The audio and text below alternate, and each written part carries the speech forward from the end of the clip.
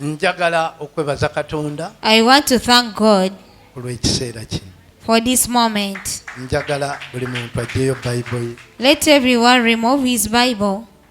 Katonda gwe tusaba For the God we are praying to ye Katonda ow'ebisuubizo, is the God of promises, eyateekawo ebiro n'ebiseera. who set the times and seasons. Njagala mwe mwenna abali wano I want all people that are here, buli muntu atunuulire ebiro bye. look at your own time. Omutwe gwaffe ogw'olwaleero, The topic of today, Yesu Kristo Jesus Christ n'ebiro byakukyalidde. and the seasons that he has visited you. Omutwe gwaffe guga nti Yesu Kristo Our topic says Jesus mu Christ, biro mwakukyalidde. in the season he has visited you. Njagala kubabuulira mikwano gyange, Friends, I want to tell you, bw'osoma mu njiri ya Luka once you read the Gospel of Luke, essuula ey'e19 Luke 19, olunyiriri olwana mu ennya Luka, only 44. ndyoke mbabuulire kyekiddako. Then I'll tell you what is next. Omutwe gwaffe ogw'olwaleero Our topic today gutukasuse mu Luka sends us in the book of Luke 19 19, tuli ku lunyiriri olwana mu ennya Luka. only 44. Agamba atya? They will dash you to the ground, and your children within the walls. They will not leave a stone on one another, because you do not recognize the time of God is coming to you. Mukubire mu ngalo lugambe. Bali kusuula wansi Bali kusuula wansi n'abaana bo abali mu ndaayo, so tebali kuleka mu jjinja eriri kungulu ku jjinja, kubanga tewamanya biro byakukyalirwako. kubira Yesu Kristo mu. Give Jesus a mighty hand of Mwe praise. mwenna abantu ba Katonda abali wano Oh God, these people that are here, mwerabira ebiro you forget the time Katonda byaba bakyalidde. that God has visited you. Waliko omuvubuka You were once a youth, naye ebiro eby'obuvubuka bwo by the times of your youthful state, otabikozesa nga Katonda bwe yali you abikuwadde. did not use as God had given Walina it ku to you. ssente, You once had money. olwaleero oyogera nti wazirina, Today you speak, you once naye had Katonda bwe money. yakukyalira n'azikuwa, Once God visited and gave you money, ebiro ebyo ne bikuyitako and the season bypassed you, ne zituuka okugenda nga tolina ky'olaga. and it went as you show nothing. Waliko mu ssanyu, You once happy Katonda ng'akukyalidde n'akusanyusa, as God visited and pleased ebiro you, ne bikuyitako. and the time passed you. Essanyu kati onyumyako linyumye. You now speak about the joy. Njagala kubabuulira olunaku olwaleero. I want to tell you today, Bw'osoma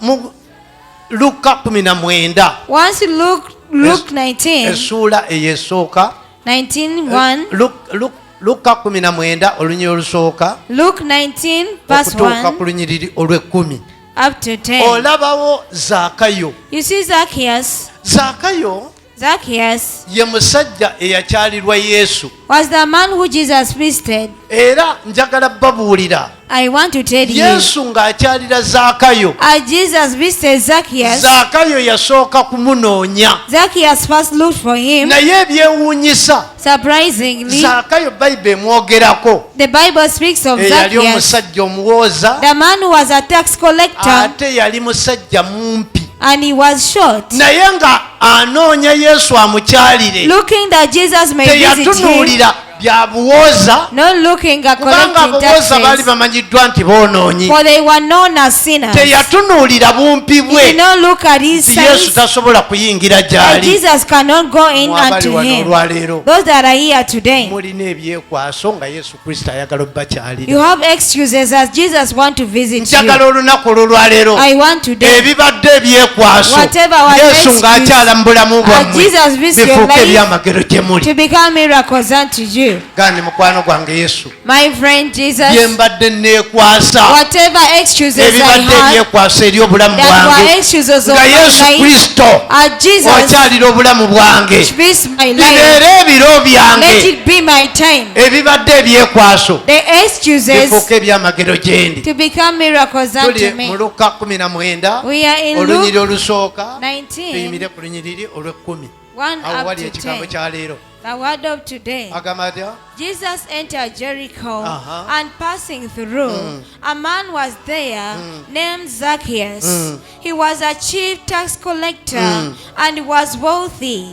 He wanted to see Jesus, who was being a short man. He could not because of the crowd. He ran ahead and climbed a sycamore fig tree to see him. Since Jesus was coming that way. When Jesus reached the spot, he looked up and said to him, Zacchaeus, come down immediately. I must stay at your house today. So he came down at once and welcomed him gladly. All people saw this and began to mutter, has he gone to the guest of the sinner?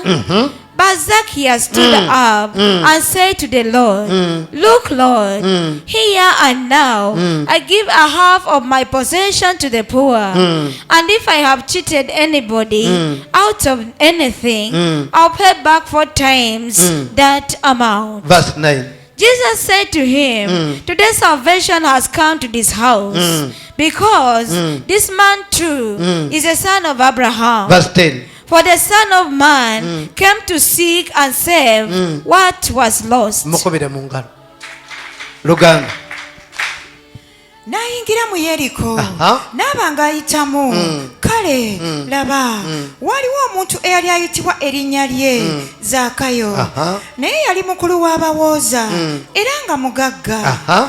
n'asala amagezi okulaba yesu bw'ali n'atayinza olw'ekibiina kubanga ekigera kye yali mumpi. sooka okoma Stop from there.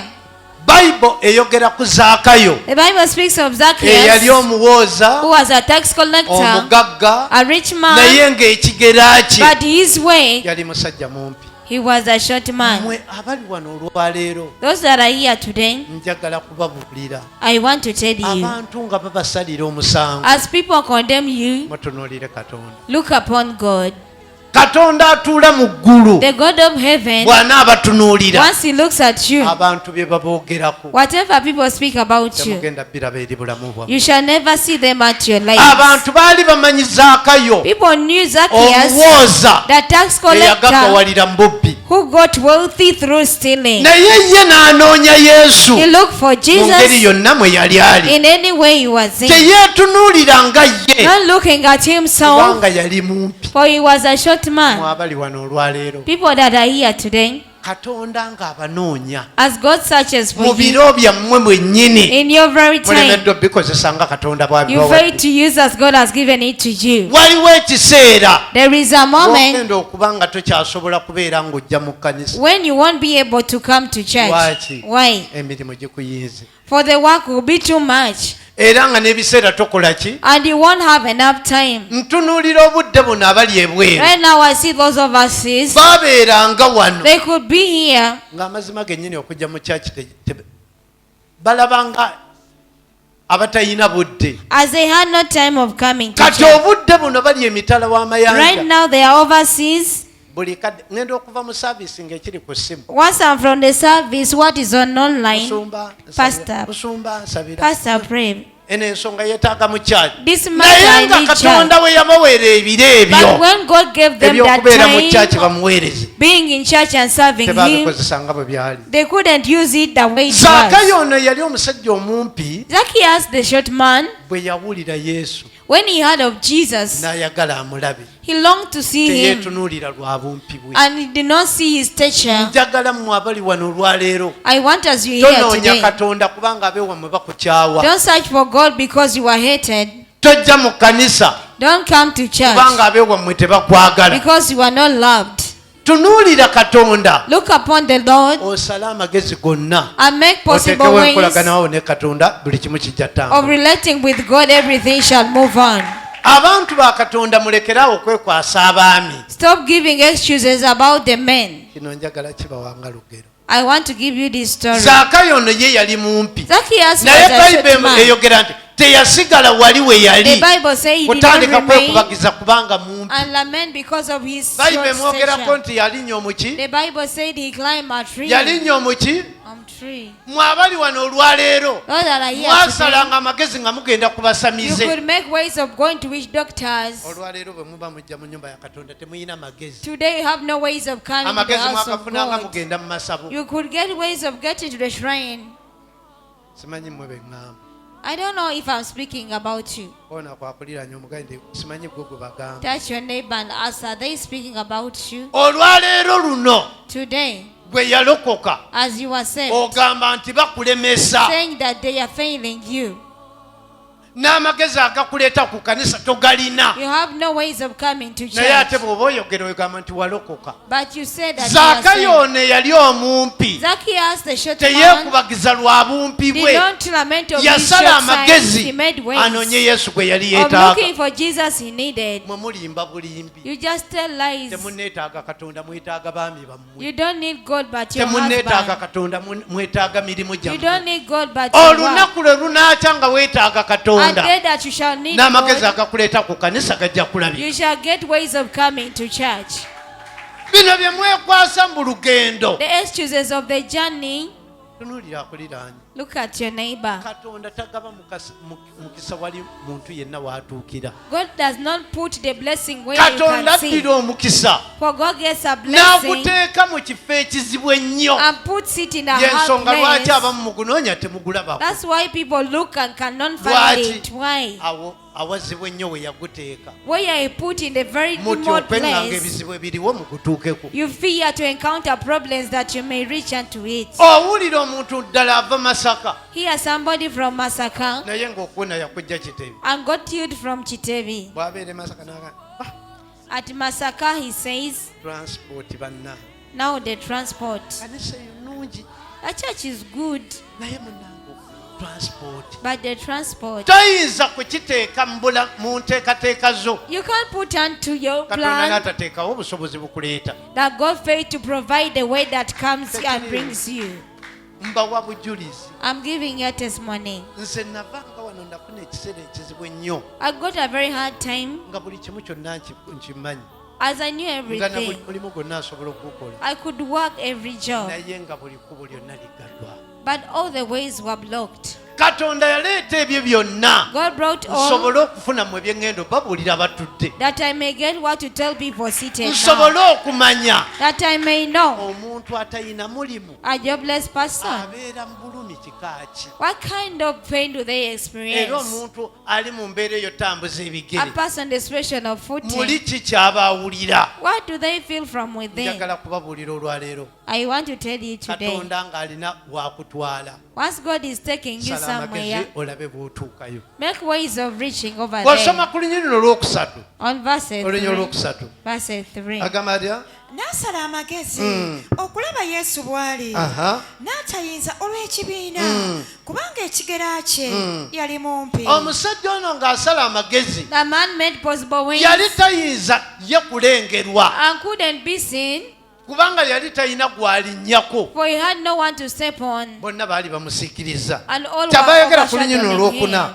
n'adduka n'akulembera Aha. n'alinnya ku muti omusukamooli Aha. amulabe kubanga yali agenda kuyita mu kkubo eryo olwokutaano awo yesu bwe yatuuka mu kifo waali Aha. n'atunula waggulu n'amugamba nti zaakayo Aha. kamangu kubanga leero kiŋŋwanidde okutuula mu nnyumba yo obera yesu kristo mu Give Jesus a mighty hand of praise. senga zaakayo If Zacchaeus yeekubagiza lamented n'asigala we yali and remained where he nze ndi was, mumpi abantu bansiikiriza I'm sure that people are overshadowing me. kandibeeko ntuule Let me just sit here. na bwe yandibadde ayagala atya Even though he wanted, yesu teyandituuse mu nnyumba ye nga teyeerwanyeeko Jesus wouldn't have reached his house without fighting for abali himself. wano olwaleero Those who are here today, teriiyo kintu kiyitibwa mukisa there is nothing called a nga blessing katonda yaguteeka buli muntu watuukira that God has set where anyone can see. wateekwa okubeerawo ggwe There by'olaga must be something you tiddala show omukisa ogwo gwetaaga that you really need the yesu kristo blessing n'alyoka akutuukako that Jesus may reach unto you. nze nena ne mbatunuulira I can look at you, oli ng'ayogera ngu musumba somebody saying, nze Pastor, gwolaba nva wala you know I come from far. nva ki Wala. nga mu butuufu Indeed, ewala wayogera the distance you speak about ava Lubaga. is from Rubaga. Avaawa? Rubaga. Naye waliwo ekyewuunyisa. There is something surprising. Gwe ng'ova e Lubaga From Rubaga, waliwo ava e Masaka. somebody is from Masaka. Kati kambawo ekyokulabirawo. Let me give you an example. Ono w'Ejjinja, She comes from Jinja. ono w'e Masaka. She comes from Masaka. Bwenziro eno This side, bano b'e Buloba. this we are from Buloba. Ono ava Buwambe. Balabe Buwambe This one is from Buwambe. entambula yaayo. And transport, Ekkubo bbi, the road is not good. entambula nzibu. The transport is so hard. Naye mu bulumi obwo Feel that pain. mwenjagala Katonda nga mumunyigiriza. Katonda abatuuse ku bibaleeta. I want God to set you unto whatever brings Buli you. muntu yenna ng'ova awantu awazibu. As you come from somewhere Njagala mu buzibu hard, mw'oyita I n'otuuka want in wano. the hardship you go through Katonda up to mw'aba here. ayimirira May God stand akutuuse ku kikuleeta wano. and set you on whatever brings you here.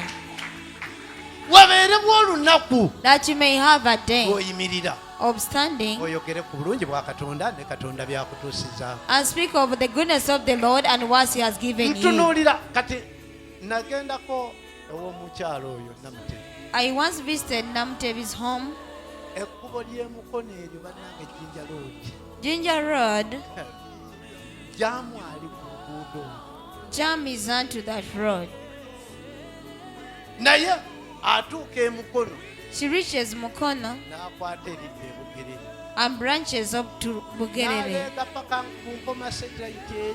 and goes up to Mpoma satellite. Naye tuva wano kiro. But we live here at night.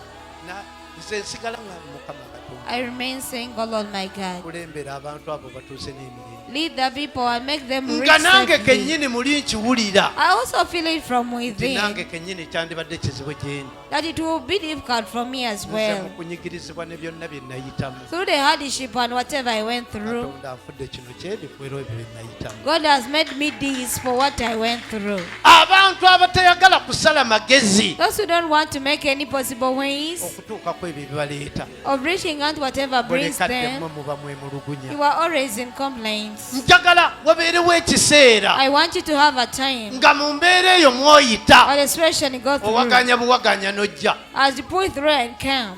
Katonda akwanukule esaala ekuleeta. May God answer you for the prayers that bring you. Omusajja ono Zaakayo The man Zacchaeus, olaba ku lunyiriri luno olwokutaano verses 5. agamba atya? awo Yesu bwe yatuuka mu kifo waali Aha. n'atunula waggulu n'amugamba nti Zaakayo Aha. kamangu kubanga leero kiŋŋwanidde okutuula mu nnyumba yo. Zaakayo ono omusajja eyasala amagezi Zacchaeus made possible ways n'alinnya waggulu ku muti of climbing up the tree n'atatunuulira bumpi bwe. and did not look at his short Yesu stature. Kristo kwe yagenda mu maka ge. Is the one that Jesus visited his home. Mmwe abali wano olwaleero Those that are here today, Katonda okukutuukirira akuweereko n'ekigambo ky'akyusa gy'oli. go to reach out and change the word Wateekwa unto okubeerawo you. bingi There must be a Lord ebimulaga nti ddala okwagala kukuli naye.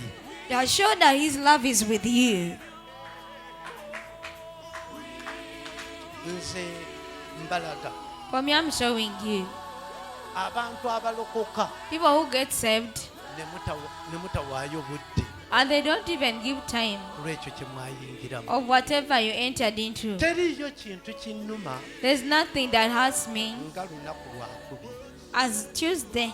Olunaku olwokubiri njagala babuulira. I want to tell you about Lwe Tuesday. lunaku olwanfuula kino kyendi. It's the day that made me into Era abantu this. abajja olunaku olwokubiri And people who come here on Tuesday, balina obujulizi they have a testimony obw'enjawulo eri obulamu that bwabwe. is different unto their lives.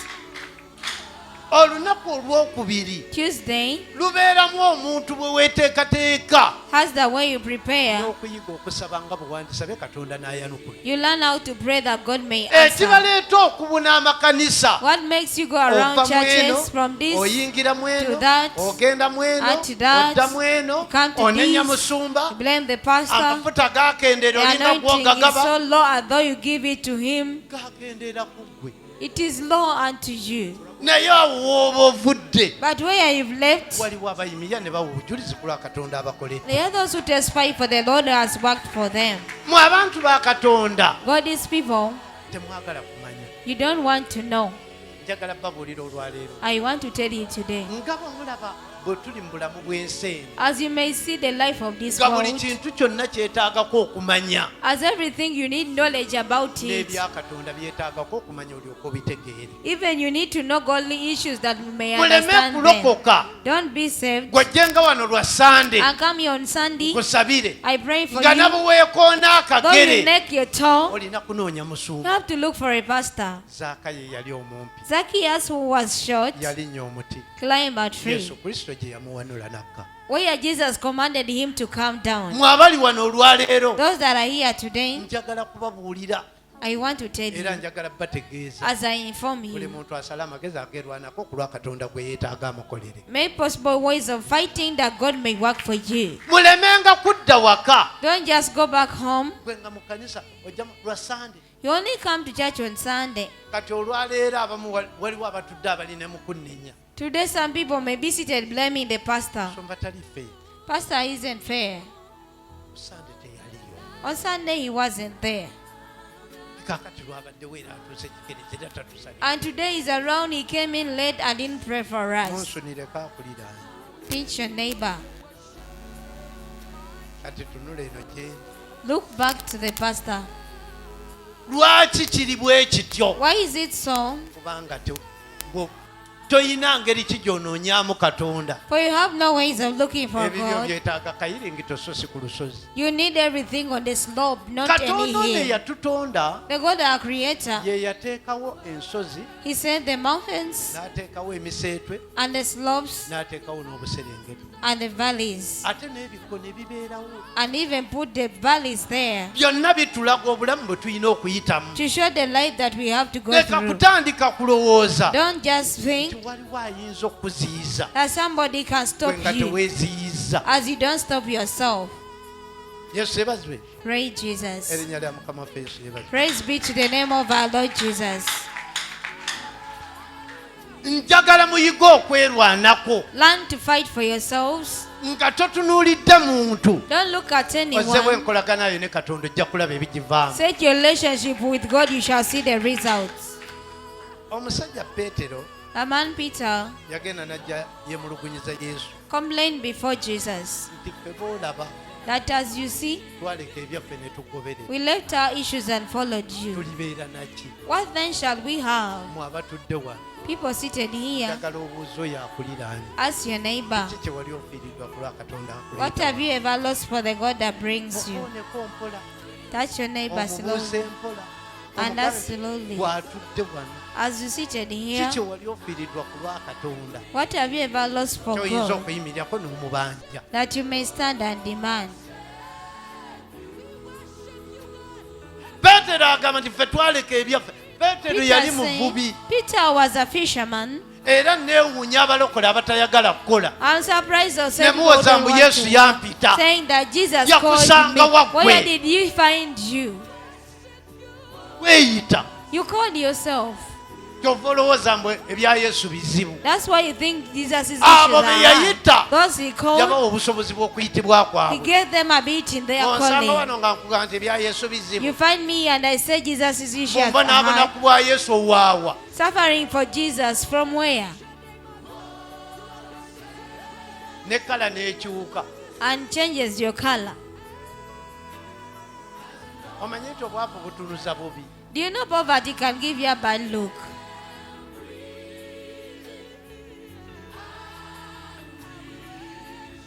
Ani yali abaddeko n'esente ne zimuggwako? Who has ever had money and it got over? N'obutuuka mu kiseera nga wali obaddeko ne kasente akasente ne You kaggwako. reach time that you had money and money gets over. Nga tonnaba na kubuulya abantu nti abanga ebintu Before byatuuka. telling them that things changed, Owayo olususu lw'abaaki. what happened to your skin? Ng'otya n'okwogera nti ekizigo ekyasatu sikyakola You ki? feel you have to speak, I cannot afford that Vaseline. nsumba kyensinga okutegeera gwe sente kyeziriyo weegomba buli kantu Eh? weegomba buli kantu kati ebyo bye bireeta emitawaana eri abantu. Those things causes troubles unto people. Omuntu ng'ayavvuwala Somebody poor, ekimuleeta okutunda w'abeera kyekyo. the reason why they sell their home is that Yeeteeka kuleva eri they set themselves high n'atayagala bagagga banne muyitako. and they don't want the fellow rich people to get away. Abalina sente zaabwe batudde, People sit with their money. naawe ataziina oyagala mutuule wamu. You don't have money, you want to sit together with them. Embeera bw'ekyuka Once the oba obadde conditions nakasero changes, vaayo okkirire mu owino. if you are Nakasero, slope down to Owino. Embeera ekyuse. As the situation changes, Osamba.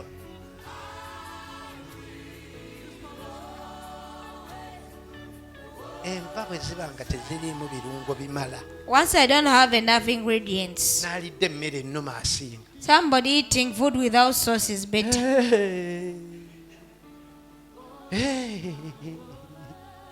Ssebo waliwo ekiseera There is a time, bannaye mbabuulira. I'm telling Nze you. neebaza mukwano gwange Yesu. For me, I thank my friend Jesus.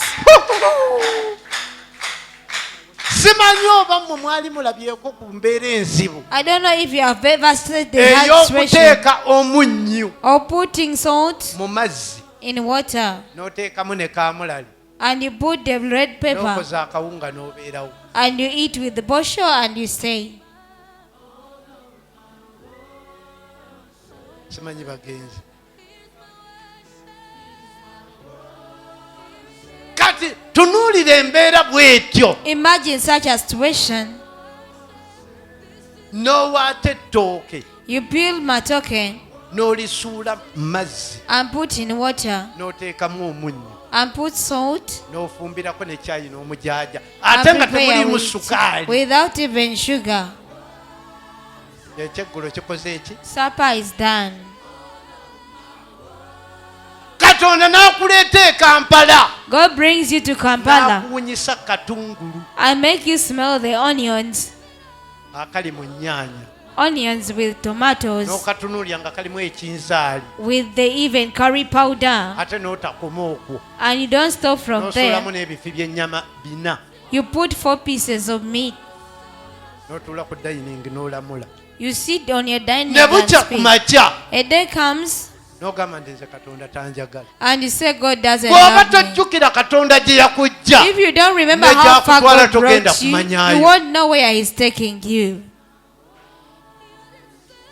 ne basiriikirira. Mmwe abazaaliddwa mu kibuga muno People born from the city, olwaleero mukwata ku bisenge, today you are holding on walls. teekako ettaala. Switch on the light. Mukwata ku biki? Bisenge. Ffe twakula We grew up nga n'akatadooba kaakabudde, as a lamp is light for some time.